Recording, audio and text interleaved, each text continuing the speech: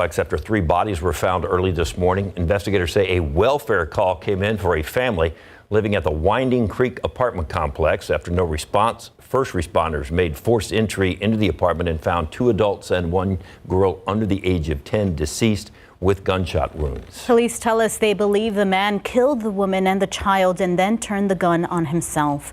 Police say this appears to be a domestic situation. Former President Donald Trump claiming on social media over the weekend that he will be arrested tomorrow. As ABC's Rena Roy reports, sits on charges by the Manhattan District Attorney for his involvement in an alleged hush money payment to adult film actor Stormy Daniels. Another witness taking the stand today in a New York court in one of several closely watched criminal investigations into former President Trump. According to sources, longtime Donald Trump ally and attorney Bob Costello testifying before the grand jury today. Costello at one point represented Trump's former fixer Michael Cohen, who's a key witness in the case, testifying last week for a total of about 5 hours about the alleged hush money payments to porn actress Stormy Daniels shortly before the 2016 election. Cohen pled guilty and served prison time in part for his role in those payments. In a letter to prosecutors obtained by ABC News, Trump's legal team asked for Costello to be allowed to testify, we're told, because they said that Cohen once told Costello that Trump committed no crime. This after Trump posted on his social media platform over the weekend, claiming he'll be arrested Tuesday in relation to Manhattan DA Alvin Bragg's investigation and calling on his supporters to protest. ABC News has not verified those claims, and Trump hasn't said why he thinks he'll be arrested tomorrow. His own spokesman stated after Trump's post that they have received no notice from the DA's office. Trump has acknowledged paying Daniels $130,000, Cohen writing out the check 1 month before the election. Experts say that may have violated campaign finance laws. Trump's attorney says he paid off the porn star to protect his family. Former Vice President Mike Pence, who has grown increasingly critical of Trump, coming to his defense in an exclusive interview with ABC's John Carl. Another politically charged prosecution directed at the former president of the United States. Pence has called for any protests to be peaceful. In an email obtained by ABC News, the Manhattan DA told staff, "We do not tolerate attempts to intimidate our office or threaten the rule of law in New York." The courts and police starting to talk about security after Trump's calls for protest. Rena Roy, ABC News, New York. More school districts around the country are suing social media companies, claiming they're responsible for a growing mental health crisis in children. Earlier this year, Seattle Public Schools began the lawsuit, saying social media companies were hurting students' mental health. Bucks County, Pennsylvania added its name to the lawsuit most recently. The lawsuit claims Facebook, Instagram, TikTok, Snapchat, and YouTube are linked to increases in mental, emotional, developmental, and behavioral disorders, including cyberbullying, eating disorders, anxiety, and suicide-related outcomes. This is a demand for these companies to do better with respect to this egregious misconduct, with respect to targeting kids. I wouldn't be surprised that by the middle of the year or the end of the year, that school districts all over the country are filing similar lawsuits. We may also see lawsuits being filed by the U.S. Department of Education and the Department of Justice. Google, which owns YouTube, responded saying, quote, "We provide parents with the ability to set reminders, limit screen time, and block specific types of content." And Snap, which owns Snapchat, says it uses, quote, "human moderation to review user-generated content before it can reach a large audience," end quote, and said it works closely with leading mental health organizations. If you missed it last half hour, Justin explained this to you, but it's like a quiz. We're going to test you and see if you were paying attention. Spring is here. Today is the vernal equinox, marking the first day of spring. Days start to get longer, temps get warmer, trees, flowers start blooming, as we have seen all over South Texas with the blue bonnets. It is the equinox. The world sees roughly equal periods of day and night. Seasons rise because the Earth tilts as it revolves around the sun. I believe that was 23 degrees. 23.5 degrees, bringing half the planet closer to warmth. Right now, it's the North's turn for longer, warmer days, while it's getting colder south of the equator. Which means Australia is about to have their winter, because we're about to have spring and summer. Going into fall. So we're waiting for that 4 o'clock. 4:24 to be exact. And David, you get a 100, my friend. Thank you. Pass the quiz. I studied. We've got cloudy skies right now as we look out over the city of San Antonio. Clouds are going to stick around today, but speaking of spring, we've gotten so many great pictures of the bluebonnets. This is another example, and I'll tell you, the grass looks nice and green too. The rain over the weekend helped. Yes, it was cold, but at least we got some rain. We need more, and there is a little bit more as we get into the forecast. This is from Valerie. We appreciate the beautiful shot of your bluebonnets there. Thank you so very much. As we look at live radar right now, there's not much rain out there. We do notice a few very light returns south and west of San Antonio. This is nothing more than a few sprinkles. So we're not looking for any really rain today. Tomorrow, though, we'll start to get some drizzle and a few more showers back in the forecast. Temperatures, 52 degrees at the airport, 53 Port SA, 48 Bandera, 50 right now in Comfort and Kerrville. Your KSAT 12-hour forecast, 57 at 3 o'clock. We'll top out close to 58 today, 56 at 7 p.m. And notice we start to add in some rain chances by midnight. Drizzle returns, could be a damp morning commute on your Tuesday. More on that and a chance for thunderstorms later this week, too, coming up in just a few minutes. Thank you, Justin. UN officials are now saying the climate bomb is ticking following the release of its new climate report.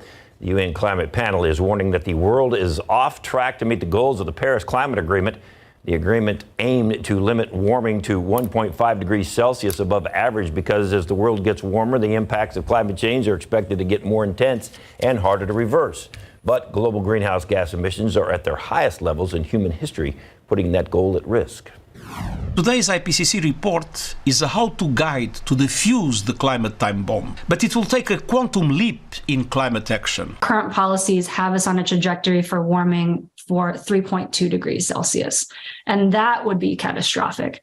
And so any action that we do needs to be at the speed and scale to be able to meet the urgency of this crisis.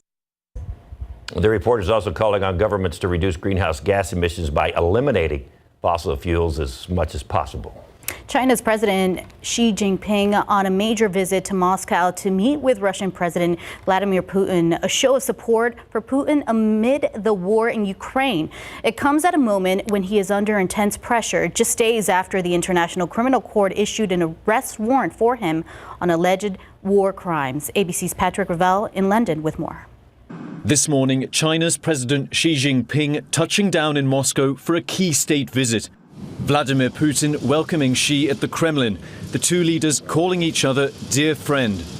The two-day trip, the strongest show of support from China for Putin since his invasion of Ukraine, a major boost for the Russian leader, isolated internationally and with his forces struggling on the battlefield. Russia is out of friends in the world, so it's going to be very important to Putin that Xi shows some support by the time these talks are over.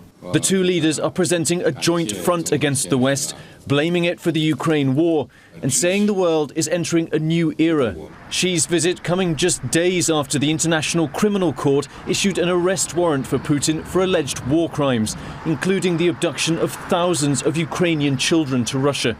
Moscow calling the move outrageous and opening a criminal case of its own against the ICC's prosecutor.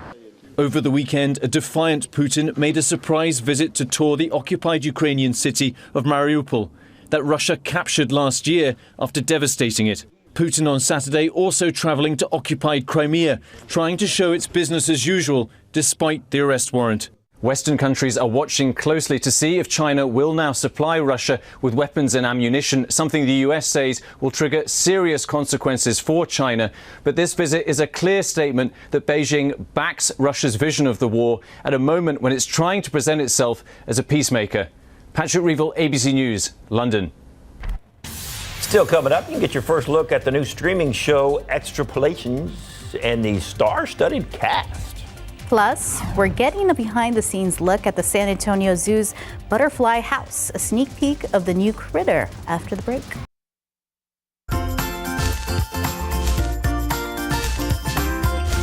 The San Antonio Zoo's new Butterfly House is now open, showing us the different types of butterflies and why it's important to be educated on these powerful pollinators. Sarah Costa got to check it out and gives us a look at another animal living inside the greenhouse. Hi, I'm Sarah Costa. We are at the San Antonio Zoo today and we are checking out their new exhibit, the Butterfly Rainforest. let's go on inside.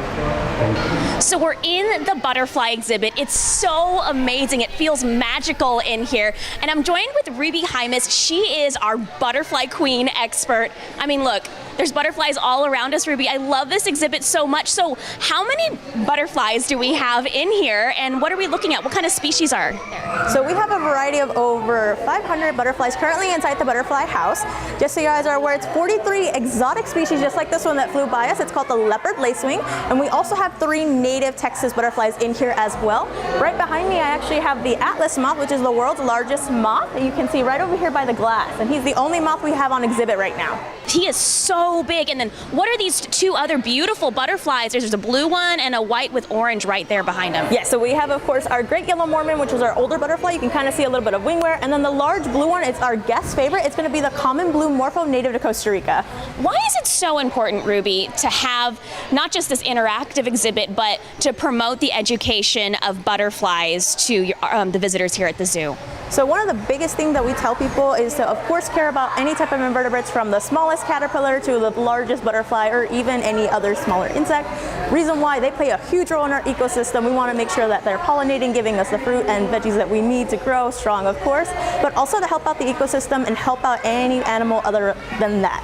So it's going to be helping out our largest rainforest animals like sloths. It's going to go and help out jaguars. It can help out even the local ones here in Texas, like birds, lizards, like the Texas horn lizard. It's just amazing the amount of things that butterflies can do all on their own. They really play such an important role in our ecosystems across the world. I love that you also talk about the chrysalis. People can watch the whole cycle. You just had a butterfly land on you. Yes, of course. So the biggest thing that we love about this new building with John and Grelly Les Butterfly Rainforest, we can actually view our chrysalis up close and personal, which a lot of people weren't able to do that with our previous butterfly house.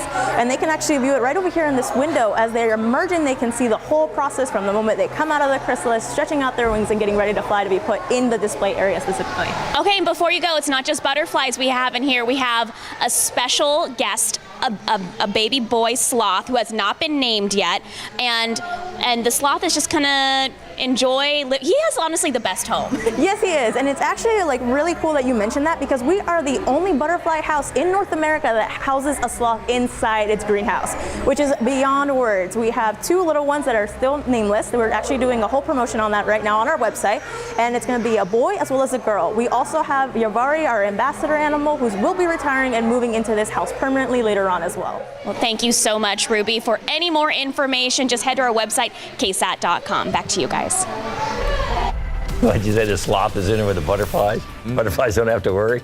No, he's not going to be quick enough to do anything. Super cute, though. Yeah. So far today, we've made it up into the low 50s for highs after a morning low in the 40s. So we're up to about 53 now. That will warm a few more degrees before it's all said and done. The records are 93 and 26. Those are not in jeopardy today. But we will get some warmer temperatures ahead. We'll take a look at the 7-day forecast coming up. Welcome back.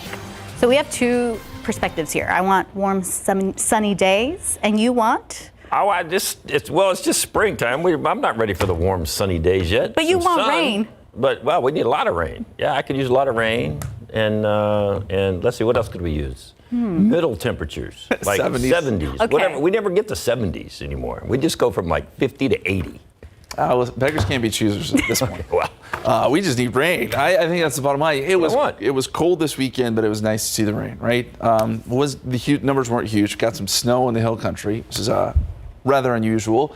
But we did get some. And here's a look at the updated rainfall totals. We're at 2.75 at the airport. We're still below average for the year. Same with Austin and Del Rio, although Del Rio did pick up some good rain. They're almost back to average. Of course, you have to consider the drought from last year, which this helps a little bit, but not a lot.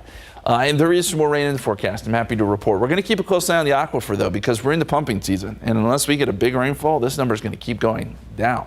635.6. It rebounded a little bit over the weekend with the rain, but not much. And the 10-day average is 634.6. So something to watch. 52 right now and cloudy. No rain out there. 36 the dew point.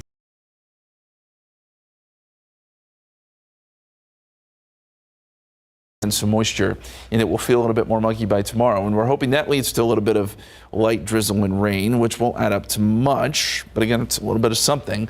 49 right now in Kerrville, 50 in Fredericksburg, 51 Honda, 57 in Pleasanton. Pretty uniform temperatures today, and that goes for Bexar County too, where we're sitting in the low 50s at this hour. And it's not going to warm up a lot. We think that we'll eventually make it up into the upper 50s this afternoon. So right around 58 here in town.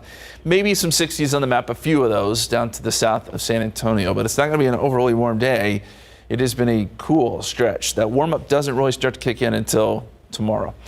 There's a look at all the cloud cover. There's a lot of it here around South Texas. And we'll continue to see the clouds. As I said, the breaks are way out west. We're just not going to feel any of that. There is some upper-level moisture that's trying to work in from the west, and then you see the moisture that's surging north. Cloud cover stretching from San Antonio, Corpus Christi, Houston, up to Dallas and San Angelo, and there's a few sprinkly showers here and there, but nothing that amounts to, again, any sort of good rainfall totals. Here's the dew point trend over the next 6 days, and the dew point jumps up big time tomorrow. So we get into the muggy territory Tuesday, Wednesday, Thursday. That does a couple of things for us. Gives us some morning fog and drizzle probably all those days. But tomorrow is when I think we'll see sort of widespread drizzle and even some showers, especially during the first half of the day. So let me show you that here in the forecast.